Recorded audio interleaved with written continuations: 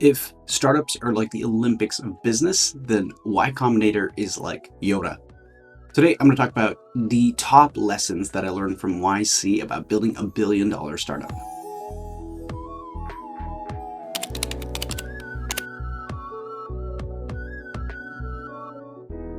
Hey everybody, my name's Ish, founder and CEO of Virtually, and I went through YC in the summer 20 batch, and I want to share some of my favorite lessons going through the program and now building my own seed stage startup. At its core, YC teaches very simple principles, but these same principles are often very counterintuitive to most people outside of the startup world, but it works.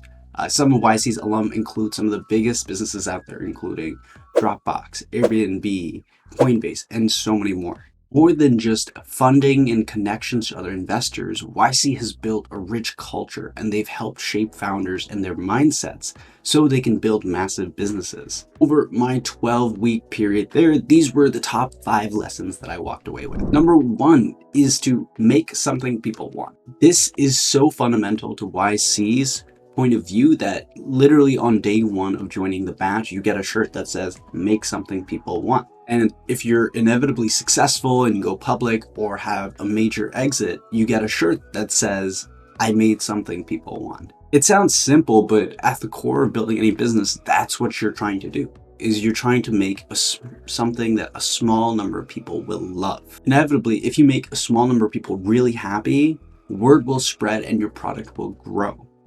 Sure, there's a lot of business principles in terms of getting it to scale and getting to $1 billion valuation, but before you can even do that, you have to nail this first principle. Lesson number 2 is to not die. This is such an important lesson that Paul Graha, the founder of YC, actually wrote a brilliant article about it. I'll link it in the description. The idea is that product market fit takes so long to find that if you just don't die, inevitably you will find it as long as you continue to talk to users and keep iterating. SC even has a notion of something called ramen profitability, which means the minimum revenue that your company must make to pay for the living expenses of the founders. This is a major milestone for any early stage startup, because if you reach ramen profitability, you can live forever.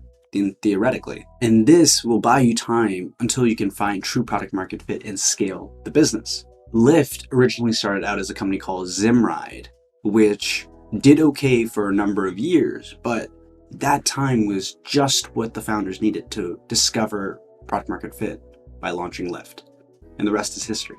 Even more on this point, YC has a graph within the Mountain View office that shows the progression of a startup's life cycle. And it starts off with the TechCrunch initiation, which is this hype period that you get from your initial launch, which immediately crashes down into the trough of sorrow.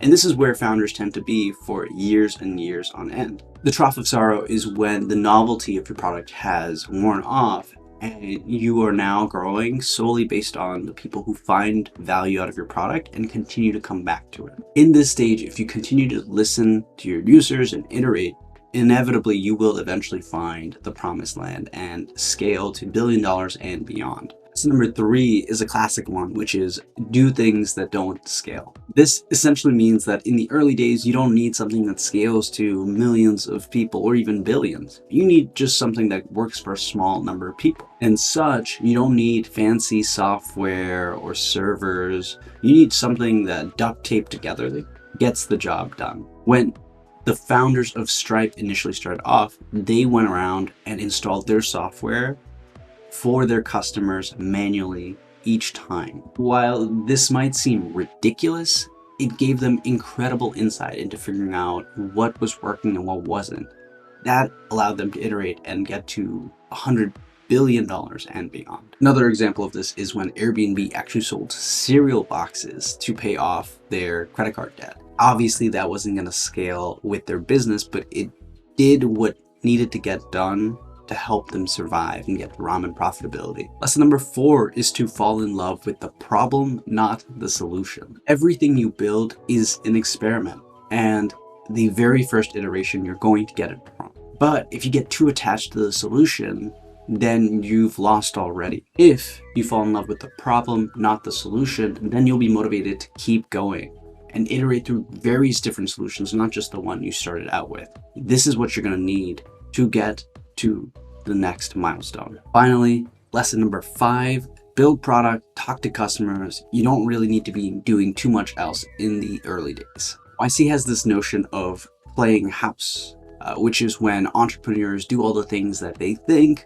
fancy, successful startups should be doing, but isn't actually driving the bottom line for their business. This could mean ordering swag, organizing a company retreat, setting up HR policies, which none of that matters if you don't have customers paying you. So this is why YC recommends in the early days that you really focus on 2 things, which is building product and talking to users. Okay, to summarize, make something people want, don't die, do things that don't scale, fall in love with the problem, not the solution, build product, talk to users. And if you do these things, you're well on your way to building a massive business. Good luck. That's all for today. If you found this video useful, like and subscribe. And with that, this is Ish signing off.